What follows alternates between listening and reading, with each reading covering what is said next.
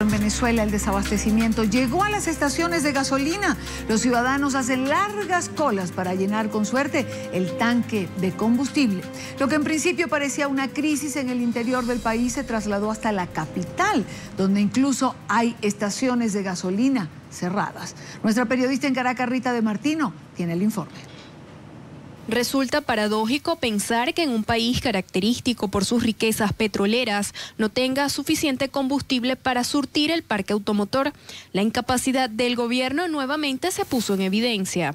¿Por qué hay escasez de gasolina? Bueno, porque el gobierno, PDVSA cada día produce menos gasolina.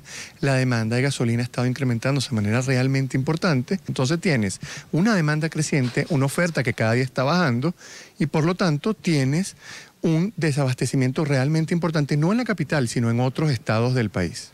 La crisis se acentúa en las zonas del interior del país, donde el combustible escasamente se consigue.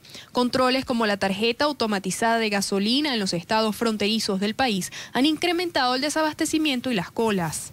En la frontera con Colombia tenemos el litro de gasolina más caro de todo el mundo, $9 un litro. ¿Por qué? Porque están tratando de desincentivar el envío de gasolina hacia Colombia. Entonces, al final, ¿a quién perjudicas? Estás perjudicando al venezolano que tiene que pagar esa gran cantidad de dinero. Es colocar chips, colocar controles, realmente disminuye ese contrabando. Aquí lo que hay que pensar primero es que tiene que haber una sinceración en el precio de los combustibles, en el precio de la gasolina, en el precio del diésel. En Caracas se empieza a sentir la falta de gasolina en algunas estaciones de servicio que solo brindan gasolina de 91 octanos para todos los vehículos por falta del combustible de 95. Esta bomba de gasolina que ustedes ven al fondo en las imágenes podrán ver que fue surtida a tempranas horas de la mañana y las colas llegan hasta la autopista Prados del Este. Esto está ubicado, por supuesto, en el estado Miranda. También hay dos surtidores de gasolina totalmente fuera de servicio, lo que ha generado el descontento y el malestar de los consumidores que necesitan surtir sus vehículos de combustible. ¿Te parece que en un país petrolero tengamos escasez de gasolina? Absurdo, absurdo totalmente. O sea, Venezuela está pico para abajo. Es increíble, me parece que en un país tan rico y petrolero estemos pasando, tengo 20 minutos o más aquí en la cola para echar gasolina. ¿Has recorrido otras bombas de gasolina? Estoy sin gasolina, por eso tengo el vidrio abajo. He recorrido 4 bombas de gasolina, 2 las encontré cerradas y las otras 2 la cola era absurda. ¿Te parece normal hacer cola hasta para echar gasolina? No, para nada, no, nunca me va a parecer normal hacer cola. Hacer cola no es normal de ningún sentido. Esto es un desastre, esto es el colmo. ¿Cómo es posible que estemos importando gasolina? Bueno, mi hija ayer estuvo 1 hora para llenar un carro, yo aquí llevo apenas 20 minutos, ¿no? Pero he pasado ya por 2 bombas y esta es la más decente, esta es la cola más decente. Al suroeste de la capital venezolana son contadas las bombas de gasolina que prestan servicio. En su mayoría están cerradas porque hasta el momento no han recibido el abastecimiento del preciado combustible. Nos acompaña en esta parte del programa Eddie Ramírez, expresidente de Palmaven, una filial de PDVSA en Venezuela, miembro de la Asociación Civil Gente del Petróleo. Bienvenido, gracias por acompañarnos desde el Centro Internacional de Noticias. Señor Ramírez, yo quiero comenzar preguntando, ¿cómo el país con la mayor reserva petrolera probada en el mundo se queda sin gasolina? Bienvenido. Buenas tardes, Idania, a todos tus distinguidos oyentes. Es muy sencillo, Idania, tenemos serios problemas en las refinerías. Las refinerías todas las semanas tienen accidentes. ¿Por qué ocurren estos accidentes? Sencillamente porque hay muy mala gerencia, hay muy mala supervisión y prácticamente no se invierte en el mantenimiento de estas refinerías. Estos accidentes ocurren básicamente en las refinerías de Amuay y de Cardón, que es el complejo refinador, el segundo complejo refinador más grande del mundo. Entonces, cuando uno tiene esa problemática de que se paran las refinerías, incluso porque caen rayos, a pesar de que tiene teóricamente todo un sistema de protección en contra de los rayos, es porque realmente está muy mal manejada la refinería. Es tan sencillo como eso. También tienen problemas frecuentemente PDVSA con el transporte. El transporte, parte de ese transporte se le ha otorgado a empresas cooperativas que no tienen cómo mantener las gandolas. Frecuentemente uno ve las gandolas en las carreteras con los cauchos lisos y bueno, eso trae siempre también problemas con los accidentes. Ahora, ¿por qué ha llegado esta industria que fue una de las más importantes del mundo a ese estado que usted describe. Hoy, por cierto, se cumplen 12 años de aquel paro petrolero que marcó un hito en Venezuela, un paro petrolero que llevó al despido de más de 18.000 trabajadores de la industria petrolera venezolana, despido que hizo en cámara el propio presidente Hugo Chávez. ¿Eso tiene que ver con el estado de la industria en este momento? Sí, definitivamente. Recordemos que el presidente Chávez llegó a decir: yo tengo que tomar PDVSA, esa es una colina que yo tengo que tomarla. Entonces empezó a designar directores únicamente en base a la afinidad política con el Partido Socialista Unido de Venezuela. Entonces, cuando se tiene una gerencia, unos directores, un presidente de Petróleos de Venezuela que obedece únicamente a razones políticas, lógicamente de arriba hacia abajo se produce un derrumbe. Entonces, una empresa que anteriormente se manejaba entre personal propio y contratado con 69.400 trabajadores, hoy tiene casi 150.000 trabajadores. Entonces, no solamente tiene más trabajadores, sino que está produciendo menos. Antes se producían 3.200.000 barriles por día. Hoy, según la OPEP, se producen solamente 2.340.000 barriles por día. Y según PDVSA, 2.800.000 barriles. Vamos a darle el beneficio de la duda. Aceptemos la producción que reporta PDVSA de 2.800.000. Por cierto, una producción que PDVSA no le reporta a la OPEP desde el mes de agosto.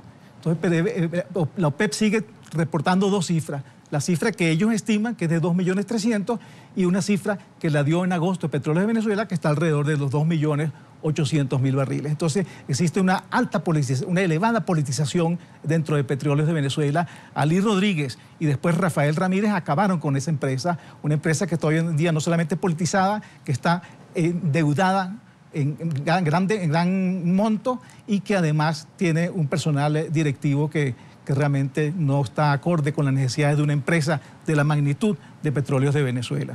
Ya que usted habla de producción, señor Ramírez, hoy precisamente se confirmó que las exportaciones de crudo diluido de Venezuela a Estados Unidos han bajado en 13%. ¿Eso obedece a una estrategia en recorte de producción, a cambio de mercado o precisamente a esta baja en la producción que usted menciona? Mira, por razones políticas, el gobierno de Maduro está dirigiendo más el petróleo hacia China, con el cual tiene un serio compromiso financiero, porque le ha tenido que pedir prestado por adelantado a la China con el compromiso de entregar petróleo. Entonces ya China nos prestó muchos millones de dólares, en estos momentos le estamos mandando mucho petróleo y lógicamente para poder satisfacer ese compromiso tiene que disminuir las exportaciones a los Estados Unidos. Es una locura, puesto que Estados Unidos está, como se dice en Venezuela, a pata de mingo de distancia, está muy cercana, y en cambio China se demoran 40, 45 días para llegar un barco allá. A su juicio, habiendo estado en la industria del petróleo venezolana, ¿cuáles son los errores más importantes que ha cometido la revolución bolivariana en relación a la política petrolera? Bueno, en primer lugar, la politización, desde luego. En segundo lugar, interrumpir todos esos proyectos que se tenían de apertura petrolera hecha en forma sensata, con empresas sólidas como por ejemplo Exxon, como empresas como ConocoPhillips, y entonces más bien incorporar en las empresas mixtas una serie de empresitas que no tienen ni músculo financiero, ni recursos humanos, ni tecnología. Entonces, en estos momentos, por ejemplo, PDVSA está trabajando con 44 empresas mixtas. Y es bien interesante, todos estos izquierdistas se opusieron muchísimo a la figura de empresas mixtas.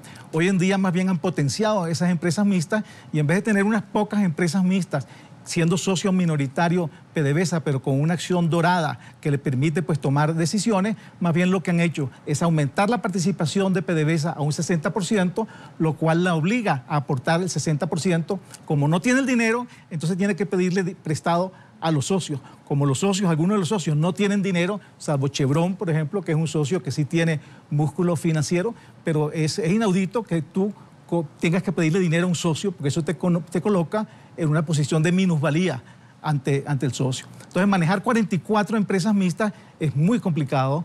y eso es una de las causas que está ocasionando problemas dentro del petróleo de Venezuela. Pero básicamente es la politización, Idania. Cuando tú politizas una empresa como era Petróleo de Venezuela, que era la segunda, tercera empresa del mundo, ¿qué es lo que se produce? Una caída en la producción de petróleo, aumentan los accidentes, las refinerías están en el suelo, te tienes que endeudar para satisfacer las necesidades del fisco para todos los programas sociales y además se ha desviado la atención. ¿Cuál es la función de una empresa como Petróleos de Venezuela? Bueno, explorar, producir, refinar y comercializar petróleo.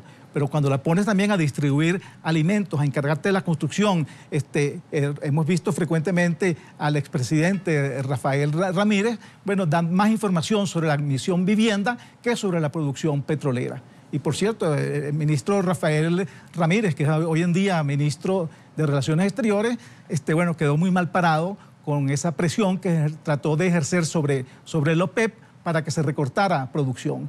Estaba cantado que el OPEP, que los mayores países del OPEP no iban a aceptar reducir la producción, todos los expertos se lo dijeron, sin embargo él se empeñó en una campaña que lo hizo quedar muy mal, puesto que la Organización de Países Exportadores de Petróleo decidió que no era el momento para aumentar la producción.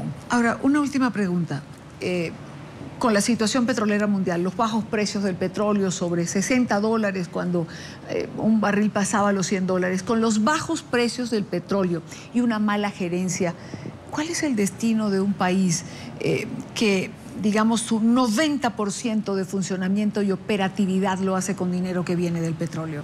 Sí, en Venezuela depende en un 96% de las divisas del ingreso petrolero. Y el problema no es que los precios están más altos o más bajos. El problema es que cuando tú tienes una política económica equivocada, que lo que ha hecho es estatizar empresas, que esas empresas estatizadas las quebró, que además confiscó empresas privadas y también las quebró y tiene que estarlas constantemente subsidiando. Cuando existe una elevada corrupción y Petróleos de Venezuela, que es la gallina o era la gallina de los huevos de oro, está prácticamente quebrada, bueno, tú tienes una situación muy difícil. Se dice, por ejemplo, los expertos dicen que Venezuela para equilibrar el fisco necesita un ingreso del barril de unos $120 por barril. Eso es una cifra realmente muy alta. Todo pareciera indicar que en el 2015 los precios se van a mantener en el orden de los $70, $80 por barril, pero básicamente el problema que tiene Venezuela y que tienen muchos otros países como Argelia, como Nigeria, es un mal manejo. ¿Por qué Noruega, por ejemplo, no tiene dificultades? Bueno, porque lo ha manejado bien su dinero. ¿Por qué Arabia Saudita tampoco tiene tantas dificultades? Porque ha manejado bien sus recursos. En cambio, en Venezuela, el régimen dictatorial de Maduro ha dilapidado esos recursos, ha invertido mal y encima ha confiscado la propiedad privada. Entonces, en esas condiciones es muy difícil que un país pueda progresar. Mañana están intentando una locura, como es encarcelar a una valiente diputada, María Corina Machado, que no solamente la golpearon otra mujer, otra diputada dentro del Parlamento, sino que además le quitaron su inmunidad parlamentaria en forma arbitraria y ahora quieren encarcelarla. María Corina Machado ha demostrado tener la valentía y la integridad de la cual carece un Maduro o un Diosdado Cabello, presidente de la Asamblea Nacional. Quiero darle las gracias a Eddie Ramírez, expresidente de Palmaver, una filial de PDVSA, miembro de la Asociación Civil Gente del Petróleo. Gracias por habernos acompañado. Gracias a ti, Dania.